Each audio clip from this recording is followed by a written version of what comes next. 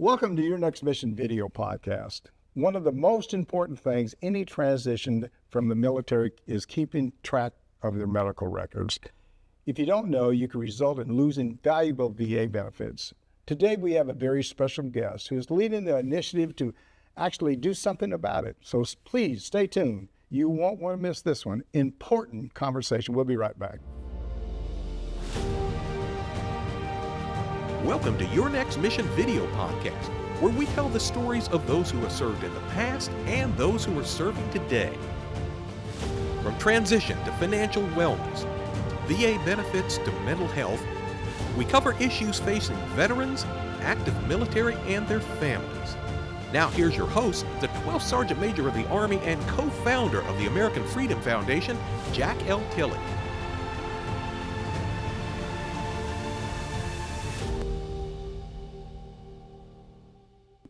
Thanks for joining us, and thanks to all of our veterans, service members, and families for your service to our great country. Now, before we get started, I personally want to thank our presenting sponsors, Navy Federal Credit Union, whose members are the mission, Purdue Global, where you can start your comeback, and USAA, whose mission is taking care of the military community and their families always. With additional sponsorship from Blue Cross Blue Shield, FEP Dental, and Blue Cross Blue Shield, FEP Vision. Together, they make your next mission happen. They love our veterans and families. I say it every week, we love them too. Today we're talking about the challenges in keeping our medical records organized to better support your efforts to get your VA benefits. And I'm excited to welcome back to the show my friend, the Honorable Dr. Paul R. Lawrence, Deputy Secretary of the Department of Veterans Affairs. Sir, thanks for coming on the show. Hey, it's great to be back with you, Jack, and I'm so excited to see about all your success with the program. Well, you know, we got a lot of success, but you've had a lot of success too. So again, congratulations on your new job. Hey, sir, before we get started, how about telling the audience just a little bit about yourself? Sure. So let's see. I grew up in an Army family. My father was a career Army officer, served in Korea, Vietnam, is now rests in Arlington Cemetery. I joined the Army through ROTC. I spent 3 years in the finance course, so don't laugh, but I actually went to airborne school. Okay, so I got that. I got out, I was a consultant. I was the undersecretary for benefits here at the VA in the first Trump administration. And then I was very lucky to be asked back. Now I'm the deputy secretary. So always focused on veterans issues in the different walks of my life in the government as a consultant, and now here at the VA working on it directly.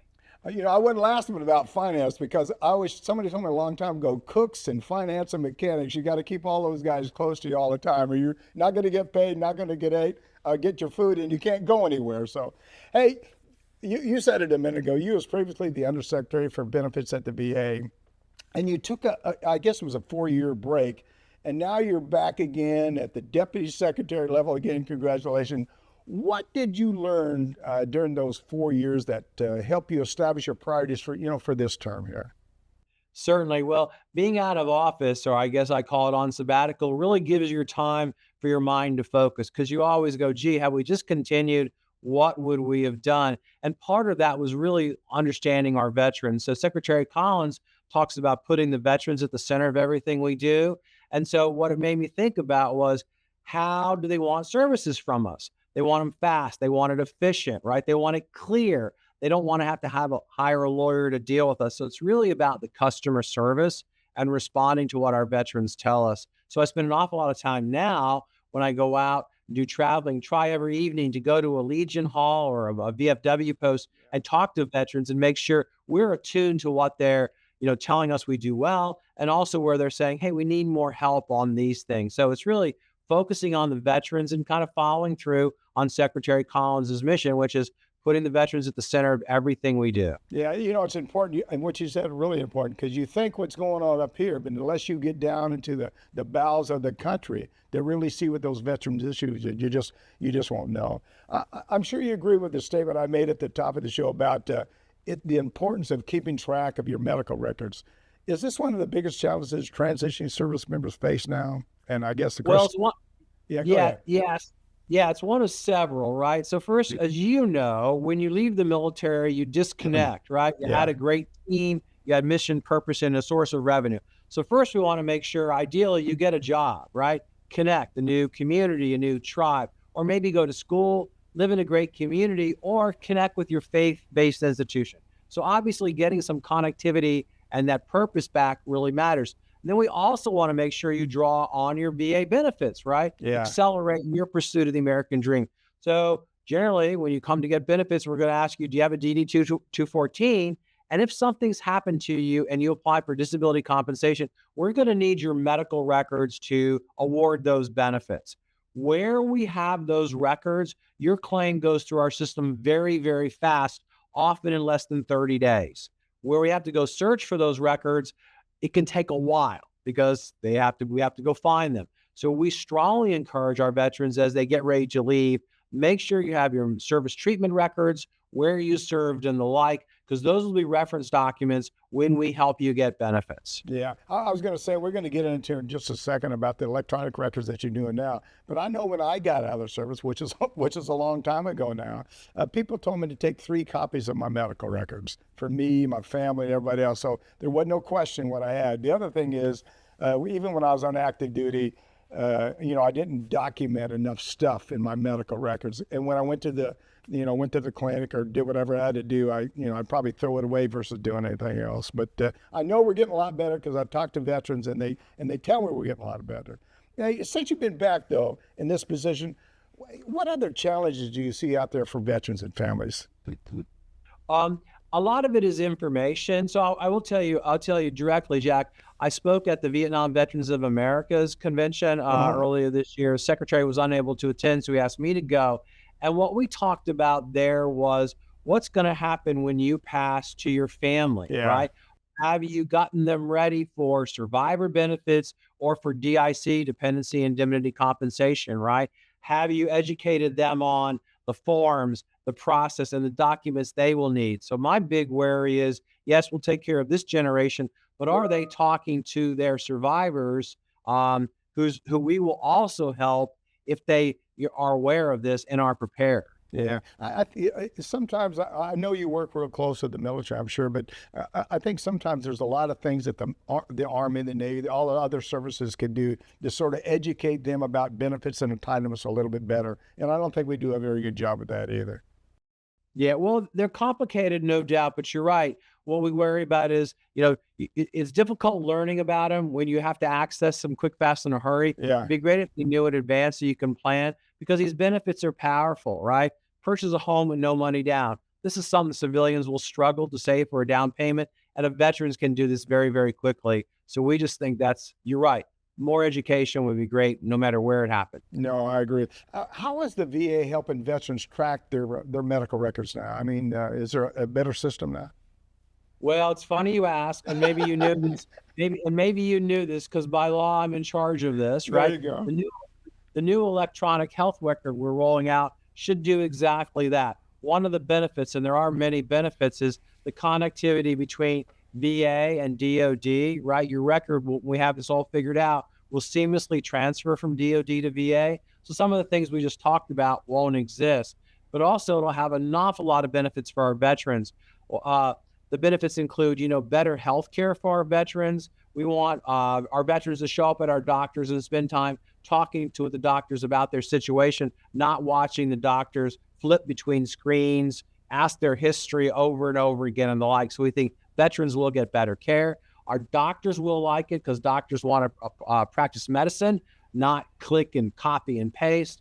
And we think it'll be great for VA. The standardization that the new electronic health record will bring will increase patient safety. And in the future, one day, when we have everybody's information, we think there's going to be an awful lot of innovation. So in the short term, yes, we'll have the records transfer, but long term is really pretty powerful stuff for how we deliver healthcare. Yeah, I got to tell you something. 20 years ago, we was talking about this electronic. We've been talking about for years about linking it up and doing a little bit better job. And I'm happy to see that we're moving forward now. We're getting the job done.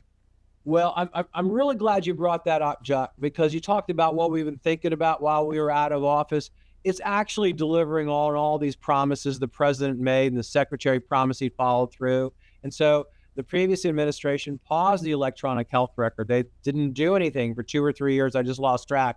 Secretary Collins came back in and said, not only are we going to restart it, we are going to accelerate the pace. So we are very, very serious about this. You'll begin to see the new rollouts early next year in April, and we're just going to continue and go right through it till it exists everywhere. Yeah, again, one last time before we take a quick break, that's one of the disadvantages sometimes of changing the administration every 4 years, is that whatever you're working on right now, the next administration coming may not want to work on that issue, whatever it may be. But no, I'm glad you're working on that. That's a big deal. Hey, we need to take a quick break. When we come back, I want to talk about VA reducing the backlog. That's always been a big issue. VA claims, you know about that, how the automated system is doing right there. So, sir, I appreciate you coming to the show. Stay right there. I'll be right back. We'll take a quick break. This is Your Next Mission Video Podcast with me, your host, Jack L. Tilley, 12th Sergeant Major of the Army. And if you're enjoying this discussion, I know that you are, because we're talking about your benefits, your entitlements, the way to make your life better as a veteran. And that's exactly what we're going to do. So please, like us. Click on that subscribe button below, and be sure to click on the bell to receive notifications of all of our upcoming video podcast releases. I'll be right back after a word from my presenting sponsors.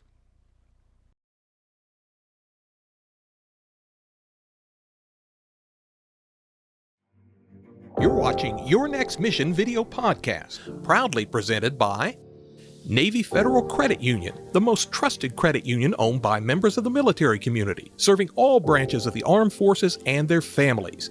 Learn more at NavyFederal.org. Their members are the mission. Purdue Global. You're ready for a comeback, and with Purdue Global, you can do more than take classes. You can take charge of your story, of your career, of your life. Earn a degree you can be proud of and get an education employers respect. Start your comeback at purdueglobal.edu. And USAA. A promise is a trust not to be broken, whether spoken with an oath or sealed with a pinky. And after 100 years, we're still taking care of the military community and their families. That's our mission, always.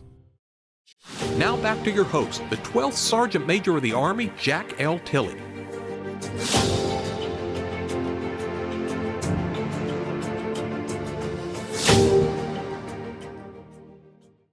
Welcome back. We're talking with the Honorable Dr. Paul R. Lawrence, Deputy Secretary of the Department of Veteran Affairs.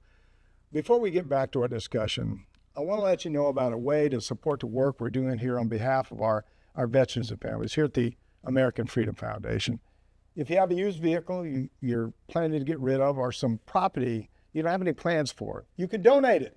Visit our website at AmericanFreedomFoundation.org/donate and click on that vehicle donation button or that home donation button to support our work. We really would appreciate your support.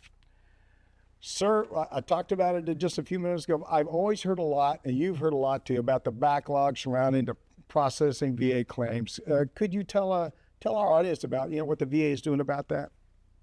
Certainly. Well, let's kind of give everyone some context, right? Okay. The backlog refers to disability claims for disability compensation that have been waiting more than 125 days. It's a good measure for how quickly we're getting veterans their benefits, and quite frankly, how well the VA is doing. When President Trump was inaugurated, that number was 265,000. Wow. That means, that's larger than some cities were waiting to receive their benefits. Secretary Collins made it very clear from almost the first day we started together, that has to be reduced. As of today, I looked, it's a little less than 140,000. So we're on the cusp of having reduced it in half just since inauguration date. The other thing we're very proud of is we're very close to processing our 3 millionth claim, which is about 20% higher than the most were ever done before. And we actually have fewer staff doing it. So it's an element of just better management and technology. So we're really trying hard to get veterans their benefits quickly. And just to kind of build on that, claims that are coming through our system now are being processed on average in less than 90 days. Oh, wow. So we're really proud of what our team has done. And again, it goes back to what the Secretary talked about, putting veterans at the center of everything we do. We know veterans want to access the benefits they've earned as quickly as possible, and that's what we're really trying to do, and those statistics bear this out. Yeah. How is claims process being automated, and what's the result do you see on that now? Sure. There's actually an awful lot of automation already that exists, which is why the medical records are so important, right? We have them you can go through very quickly. But one of the things we're really responding to is our veterans, when they come in to file a claim, we often send them out for a C&P exam. Remember those exams that people go out afterwards to see what's going on? Our veterans give us a lot of feedback about that. Say, gee, you have my records. Why are you making me go out? There's good reasons, but they're also expressing something we're focused on. We'd like to see that automated so that someone says, you're right. We can look at your records now and quickly find, no matter how long the records are, where the knee in my fictitious example you heard is, so you don't have to do that. So we'd like to see that, really reduced or even eliminated. So that's the next technology challenge we have. Yeah, I've got to ask you the question before we take a break. What's the one or two things that really you're concerned about in the VA that you really bother, you want to make sure you fix before you get out of there? Well, we definitely want to do the electronic health record, like I talked about. Yeah. I definitely think we can automate the claims, right? But I also think we should be listening to, especially to the older generation of veterans, about the ease by which they deal with us. When people think about the VA, when I go out and visit, they are really respond positively to our doctors, nurses, and our providers, right? I regularly hear, I get great care. But what I also hear is, but it is somewhat occasionally challenging to deal with you, to call, to make an appointment, to navigate your hospitals. So I'd like to see what I call our business operations on par with our medical capabilities. When those two work together, we will really have delivered world-class healthcare. So that's really what we're working on. Yeah, I got to tell you, I go to the clinic just probably a block or so away from my house. I have the best doctor in the world, and he's squared away, and see him every year, and he's become my friend, So, in fact, he even watches our podcast, which is really good too. So. Oh, that's great.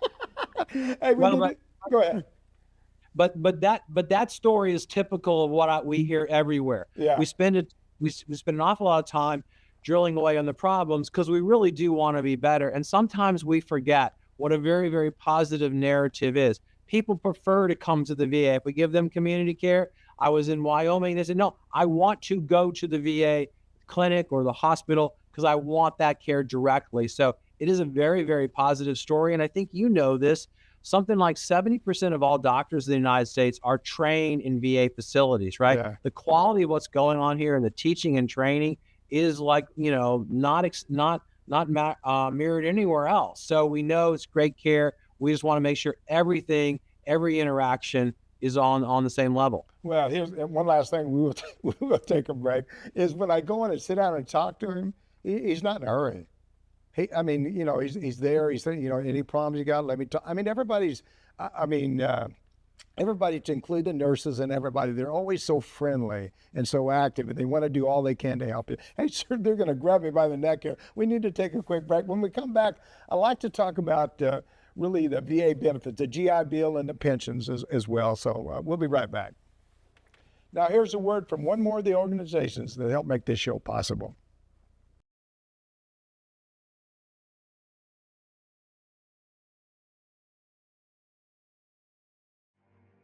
You're watching Your Next Mission video podcast, brought to you in part by Blue Cross Blue Shield FEP Dental, Blue Cross Blue Shield FEP Vision. Part of transitioning out is that dental and vision insurance breaks off from your medical insurance. Vision and dental is very important to be able to enjoy your retirement. Blue Cross Blue Shield makes the transition so much easier. Now back to your host, the 12th Sergeant Major of the Army, Jack L. Tilley.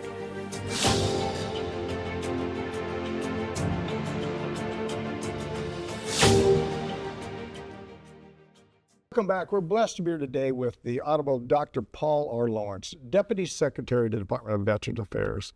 Remember, this is your show. We know there's so many issues that directly affect you, and we want to address each and every one of them. So please, as I've said many times, reach out to me. Tell me what topics you'd like us to cover. You can call me at 844-424-1134 or send me an email at SMA Tilley at yournextmission.org. And guess what? I'll reach back out to you. Hey, sir, would you bring us up to date with the initiatives surrounding the GI Bill and the pensions? Certainly great benefits we hope all veterans use. As you know, serve honorably for 3 years. You can go to college for free, the equivalent of a free ride at a state university. and you get a housing allowance in addition to tuition and fees. So we think this is very, very powerful benefit. About 1 million veterans or dependents use it every year. We're very proud that the processing of this is going, incredibly fast. If you apply to get those benefits and you've never been to our system before, you'll get an answer in 16 days. Although we'll tell you we have a lot of technology, and if all the forms are right and everybody responds, this can happen in a day. So it's really pretty exciting. We encourage veterans to continue to look at this benefit because it continues to expand. It's not just the traditional 4-year university. What we wanted once known as the trades, right? As our country begins to bring manufacturing back and President Trump's agenda on sort of, building things in America, it can be used for trade schools. And as you know, those are some of the fastest ways to $100,000 a year jobs. And as much as we tease our Navy brethren, we know we need to build ships. So we need technicians and the like to do that. So it's a really powerful benefit. Yeah. The other thing that I hear when I'm out talking to other veterans is cuts in the VA. And I've talked to a few of the people at VA. Is there anything that you can share with the audience about any kind of cuts or anything? Yeah, absolutely. So if you hear one thing, if you only take one thing away from our time together, we are not cutting health care and benefits, right? I don't know where those come from. Early on, earlier this year, we looked hard at our staffing, and we did offer early retirement and other options for folks to leave. So about 30,000 people will leave us by the end of the fiscal year, September 30th, right? But we exempted many, many people, doctors, nurses, healthcare providers, even folks processing claims from any kind of hiring freeze or personnel action so that we know we need them. In fact, we're in the process right now of hiring more doctors, nurses, and claims providers. So you might have seen us cutting contracts that we didn't need, and we're redirecting those dollars we're saving into more hiring. Now, in the future, we're going to try real hard to be efficient and see where we can do things better. Those might result in some changes, but again, they are focused on freeing up resources that we can use to serve our veterans. So please, please, please, respond the way I have and tell them that is categorically not true. We are trying to do everything we can to get our veterans' attention. And just so you know, the number of employees in the VA is actually greater than the active Army right now. So we know we have a large team focused on hiring, helping veterans. Well, I'm sure you got a lot of retirees that are working at the VA too, don't you? I don't know what the percentage is. Yeah, we have an awful lot of veteran employees because exactly that. They want to continue the mission of serving. It's a great place. And so if friends ask you, hey, can I get a job there? Please look at our website because you might be able to. Okay. Hey, so first of all, thanks for taking the time to come on the show. And this has been a great discussion. Anything that you want to reemphasize or any final thoughts that you have to share with the audience? No, thanks for allowing me to clear up rumors because I really don't like that people think that we're not doing anything but trying hard to get our veterans help. I appreciate your focus on the benefits. Don't forget, there's a lot more benefits, right? I think we would have had more time, pensions. But maybe probably the final point I would make is think about your family. Sadly, none of us will live forever. If you're a veteran, don't forget part of what you've earned is benefits for your family should something happen to you. Talk to them, explain your benefits, explain how you interact with the VA.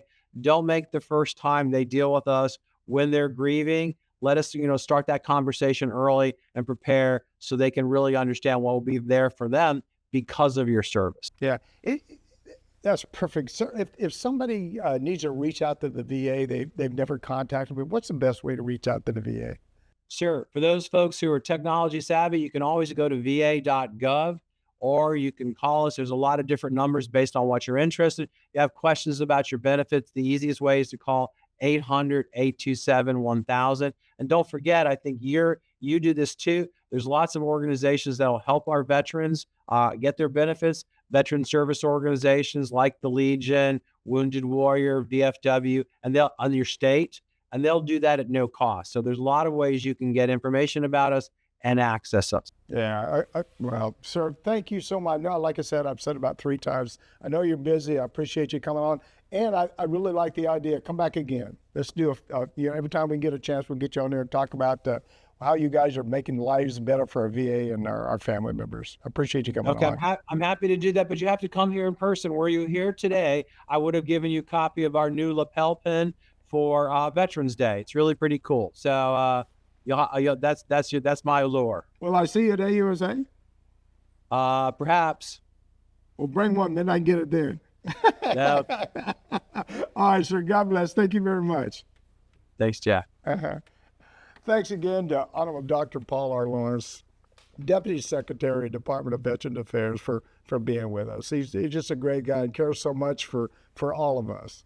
I'm Jack L. Tilley, 12th Sergeant Major of the Army. You've been enjoying Your Next Mission video podcast, and thank you for joining us. Log on our website at yournextmission.org. While you're there, you can visit our nonprofit and corporate partners who have jobs and services available that can assist you in your transition from the military. And check out our job board in partnership with the Recruit Military and Upline, where you can create your own personal profile that will match you with just the right job in real time. You can follow me on all my personal social media pages, Facebook, X, Instagram, YouTube, LinkedIn, and Rumble. And if you like what we're doing with Your Next Mission, please click on that subscribe button below. And don't forget to click on the bell to receive notifications about our upcoming video podcast. Remember, we want to hear from you. Please leave me a message at 844-424-1134 or send me an email at SMA Tilley at yournextmission.org. Thanks again to Dr. Lawrence. It was just great having him on the show. And at this part right here, I give my final thoughts. If you haven't used the VA, if you think the VA is cutting something, they're not. They're going to take care of you and your family. The VA, I said it a few times during the show, the VA has taken care of me for probably the last 10 years. It's quality doctors, quality people that love their veterans, that want to do everything they can to make your life better each and every day. So go to the VA, check them out. If you're afraid, talk to a friend or talk to me, because we'll help you out. Thanks for watching, and thanks to New Mind Studios, and of course, our sponsors, Navy Federal Credit Union, Purdue Global, USAA, Blue Cross Blue Shield FEP Dental, and Blue Cross Blue Shield FEP Vision. We appreciate all you do for our military. And as always, see you on the high ground. Hooah!